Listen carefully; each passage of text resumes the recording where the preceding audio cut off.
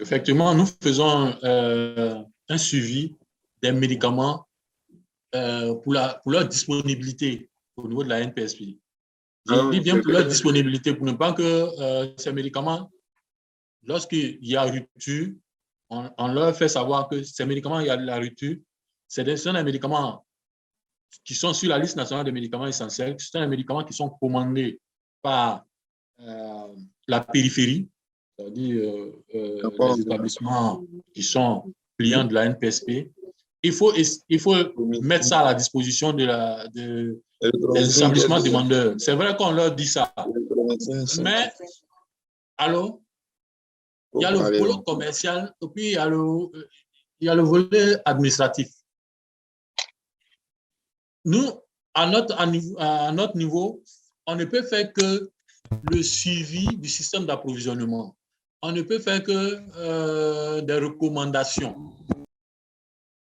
De par l'activité même de la DAP, c'est la direction des activités pharmaceutiques, nous ne sommes pas un organe d'inspection, nous ne sommes pas un organe de, comment on appelle ça, d'imposition, nous sommes un organe de suivi, de recommandation. Ce que nous voyons, nous leur faisons part à travers la sous-direction de l'approvisionnement, au niveau de la quantification et autres, nous leur faisons savoir cela. Mais comme eux, c'est purement dans un cadre assez particulier de commerce, est-ce que par rapport à la disponibilité de ce produit-là sur le marché national ou bien international, est-ce qu'ils peuvent l'avoir? C'est une autre question, une autre part de question. Mais lorsque nous voyons à travers le système d'approvisionnement qu'il y a ce déficit-là, que les pharmaciens ou bien les praticiens demandent un tel produit, nous leur faisons savoir ça, puisqu'on a des réunions mensuelles avec eux, des réunions trimestrielles et même des réunions semestrielles, pour leur faire savoir, voilà la préoccupation des uns et des autres, qui doivent en tenir compte. Mais on ne peut que s'en tenir à ça, pas au-delà. Je ne sais pas si je me fais comprendre. C'est-à-dire qu'on n'a pas de pouvoir de coercition, d'imposition, de quoi que ce soit. On est là pour vérifier que quelque chose est fait et qu'il est bien fait. S'il n'est pas bien fait, on leur dit, voilà ce que vous ne faites pas bien. Est-ce que vous pouvez changer? C'est tout ce que nous pouvons. C'est notre pouvoir, ça. Allô? Allô, oui. Allô? Bonjour, docteur. Bonjour. C'est docteur Boko Ptajandara, pharmacien. Bonjour, docteur. Docteur Dumandé, à votre service. Docteur Boko. Oui, oui, je sais. Docteur Boko, okay. de Ara. Oui. District sanitaire de Ara. Non, hôpital général d'Ara. Hôpital général de Ara. Oui. D'accord. Ouais, merci, docteur. Mes salutations à Ara là-bas. Ah, non, merci beaucoup. En tout cas, merci pour la présentation que vous avez faite. Oui. Ça nous vraiment va au droit au cœur. Voilà. Maintenant, au niveau de cette vidéo-conférence-là, oui. On aurait souhaité vraiment qu'il y ait un élément PSP, la chaîne d'approvisionnement. Si c'était là, on pouvait mieux lui poser les questions. Parce que vous venez de nous dire tout à l'heure que vous êtes limité dans vos actions. Voilà. Vous avez constaté ça. Bon, d'accord. Donc, vraiment, cette liste nationale des médicaments essentiels, nous la connaissons très bien. Oui. Nous la maîtrisons même. Tout à fait. Non, il n'y a même pas de doute là-dessus. Voilà. Mais notre préoccupation, c'est ce que vient de dire l'autre. Il a pris l'exemple sur la moxicine 250 suspension. Tout à fait. Ce n'est même pas le seul produit. Des médicaments essentiels auxquels nous faisons vraiment des mains et pieds pour en avoir. Nous commandons le produit, ça ne vient pas. On commande, ça ne vient pas. On se demande qu'est-ce qui se passe à la nouvelle PSP. Bon, on prend le pharmacien grand compte, lui-même, il appelle là-bas. Bon, finalement, on est un peu découragé. Ça fait que souvent, on est en chose, il y a un manque à gagner. Tout à fait. Mais c'est un médicament recouvrable? Oui, recouvrable, sont des médicaments C'est un recouvrables. médicament recouvrable. Si vous voyez que, je pars du principe, hein, un médicament recouvrable, c'est-à-dire que au moins la NPSP gagne là-dessus. Si vous voyez que la NPSP ne peut pas l'avoir, et que au niveau du système d'approvisionnement, que ce soit national ou international, c'est qu'ils ont un problème d'approvisionnement. Ah, c'est ça, ok. Ils ne disent pas aussi, enfin, chacun essaie de se faire un gangamba, mais c'est ça. On nous dit un peu la vérité, pourquoi on sait ce qui se passe. Là. On ne se dit pas la vérité, c'est ça aussi. Ah, c'est ça. Donc, voilà un peu notre préoccupation. Sinon, ces médicaments sont bien gérés. Quand il y en a, on n'a pas de problème. Voilà. Donc, merci beaucoup. Merci à vous. Ah ouais. Bonjour. Allô. Bonjour. Allô. Oui, bonjour, docteur. Bonjour. Je suis docteur Ndri, le pharmacien de région. Oui, San Pedro. Pharmacien de région. San Pedro. San Pedro. Oui. Ah, ça fait un bout de temps que je ne suis pas allé là-bas. Hein. D'accord. Les belles plages de San Pedro. Oui. C'est toi qui profites de ça maintenant. Je n'ai pas le temps. Il y avait un autre docteur là. Je crois qu'il est parti maintenant dans une ancien pharmacien de région. Monet. Docteur Monet, oui. Ouais, il est dans une organisation maintenant. C'est ça, c'est ça. D'accord. Alors, allez-y. Alors, voilà. Alors, ma préoccupation allait dans le sens de celle de docteur Bocal, le pharmacien du district sanitaire de Miyagi, sur la disponibilité des médicaments. Bon, je vous ai entendu tout à l'heure parler de ce que vous limitez à l'aspect réglementaire et de suivi. Mais je crois savoir que dans l'une de vos missions qui est assignée à la DAP, il y a une mission qui dit d'assurer la veille stratégique de la disponibilité, l'accessibilité des médicaments et autres intrants.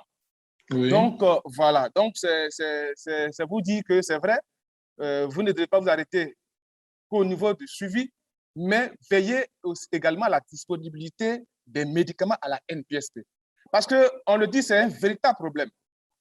C'est un véritable problème. Aujourd'hui, ça commence à être beaucoup criard. Parce qu'un médicament comme l'amoxicilline 250 qui est en rupture depuis plus d'1 an, mais si on n'arrive pas, les acteurs sur le terrain n'arrivent pas à la voir, vous verrez que ça va favoriser l'introduction d'autres médicaments de façon frauduleuse de façon parallèle. De façon parallèle. Voilà. Donc, c'est vrai qu'il y a l'aspect réglementaire, mais il y a un volet disponibilité, de suivi de l'accessibilité, la disponibilité des médicaments en Côte d'Ivoire que vous devez réellement pouvoir assurer.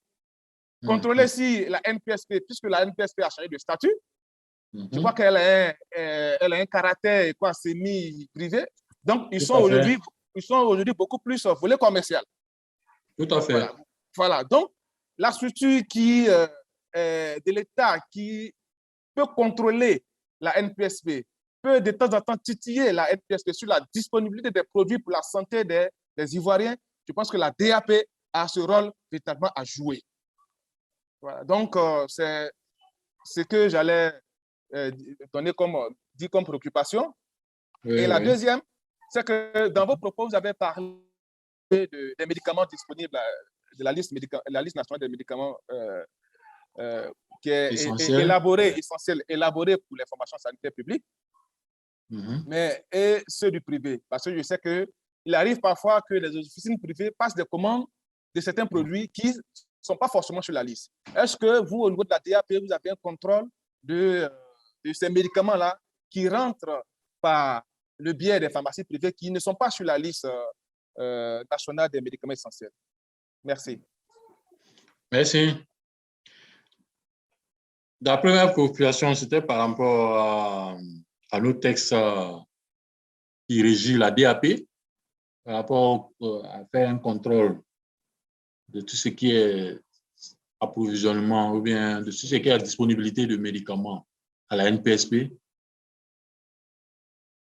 Le contrôle n'est pas l'inspection, le contrôle n'est pas, comment on appelle ça, un acte qui va obliger. On n'a pas un pouvoir d'obligation faite à la NPSP d'avoir tel ou tel produit parce que ce produit-là manque, mais que ce produit est sur la liste nationale des médicaments essentiels. Notre pouvoir s'arrête, comme je l'ai dit, à savoir qu'on fait un contrôle, on voit qu'il n'y en a pas, on fait des recommandations, on fait des suggestions. On essaie de voir les voies et les moyens pour dire ce que vous n'avez pas, voilà des propositions qu'on va vous faire, voilà ce qu'on espère que le chemin mis par rapport à un système d'approvisionnement vous permettra d'avoir. Si ils ne l'ont pas, on ne peut pas les obliger. Ça, il faut que vous le sachiez. Nous ne sommes pas l'AIRP. L'AIRP, c'est l'autorité ivoirienne de régulation pharmaceutique. Eux, c'est une structure d'inspection pure et simple. C'est une structure d'obligation d'être purement et simplement dans le suivi de la réglementation des textes qui régissent le domaine pharmaceutique. Nous, on est simplement un organe de contrôle et de, comment on appelle ça, de donner des indications. Allô? Vous m'entendez? Allô? Oui, on vous suit, on vous suit. Ah, d'accord. Donc, j'aimerais vraiment qu'on fasse cette part des choses. Nous sommes là, la DAP est là pour coordonner les actions de la NPSP. Mais on ne peut pas leur imposer quoi que ce soit. Ça, c'est une réalité qu'on voudrait que vous le sachiez. Peut-être que c'est l'AIRP qui peut le faire, pas la DAP. En son temps, la DPML, qui s'est scindée en deux dans cette activité, il y a l'AIRP pour l'inspection, le contrôle, l'inspection, et puis la DAP pour la coordination du système d'approvisionnement. Nous, on n'a pas ce pouvoir régalien de faire une imposition à la NPSP. Ça, c'est le premier point que je voulais faire. Le deuxième point, c'était par rapport à... Allô? Allô? Oui, allô, je vous écoute. Les officines. C'est les officines privées de pharmacie. Hein. C'est ça, oui. Les officines privées de pharmacie qui passent des commandes franches le plus souvent, des produits qui ne sont pas sur la liste nationale des médicaments essentiels. D'accord. Je reviens. La liste, comme je l'ai dit, comme le définit même le nom même de la liste nationale des médicaments essentiels, c'est une liste proposée et validée par l'État de Côte d'Ivoire à travers le ministère de la Santé, les structures sanitaires publiques. Vous m'écoutez bien, hein? Pour les établissements sanitaires publics. Nous nous sommes rendus compte que, en fait, il y a tellement de produits dans le monde que pour traiter des pathologies, il y avait tellement aussi de produits. On s'est dit que pour chaque pathologie, puis il y avait une certaine catégorie de médicaments que le gouvernement devait mettre à la disposition obligatoirement de sa population. Il peut arriver que dans le privé, il y ait des médicaments qui ne soient pas inscrits dans la liste nationale des médicaments essentiels. Et ils ont le droit de l'importer. Même les grossistes répartiteurs privés ont le droit d'avoir d'autres médicaments qui ne sont pas dans la liste nationale des médicaments essentiels. Cela la liste, comme je ne dirais pas avec, mais la liste nationale des médicaments essentiels dans le privé n'a pas grand intérêt, puisque eux peuvent avoir autant de médicaments de la liste nationale des médicaments essentiels, autant d'autres produits. Ça, c'est leur fonction. Ils peuvent le faire, ils peuvent l'avoir. Mais c'est les établissements sanitaires publics qui sont tenus